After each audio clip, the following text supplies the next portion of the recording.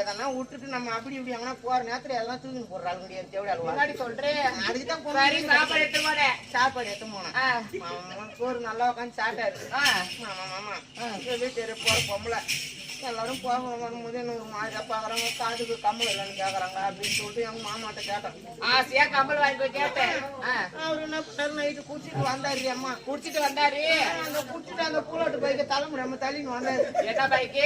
பூலாட்டு bike. அது பாய் மேல போட சேவலியா? ஐயோ அதை தள்ளின்னு வந்தாரு. வந்து எனக்கு கம்மல் தான் வாங்கி வராரு. பழுது இன்னைக்கு என்னைக்கு நம்ம வீட்டுக்கு வராரு அப்படின்னு எவ்வளவு சந்தோஷமா இருக்கிறேன். எனக்கு பூரிப்பு தாங்கல. ஐயோ ஐயோ என்ன பண்ணா வீட்டுல நல்லா தங்கமான ஒரு படுத்து பாட சொல்ல சொல்ல காய்ச்சி வச்சு உக்காந்துக்கிறேன். அம்மா அவன் கம்மல் வாங்கி வருவாங்க. சரி கிட்ட வந்து காதை பிடிச்சி கட்டிட்டான். என்னத்துக்கு? காதிற்கு வயசு தானே கம்மலுக்கு ஆகிறது. அடிப்பாவிய சரி காது கேட்டா கம்மலுக்கு ஆடு காது வர்றதுனால என்ன பண்ணா நல்லா மூடி நல்லா மூடி வர்றதுனால என்ன பண்ணா சரி கம்மலுக்காக தான் காதை பிடிச்சி கடிக்கிறானே மூக்குச்சாவது கட்டு பாப்பனு மூக்குச்சி காட்டு மூக்குத்தி கேட்டேன். ஏன் போட்டா குடிச்சிட்டு வந்து மூக்க பிடிச்சி கடிக்கிறாங்க. அது கடிச்சானா? இப்ப நான் வேற ஒண்ணு கேட்கலான்னு என்ன கேக்குற?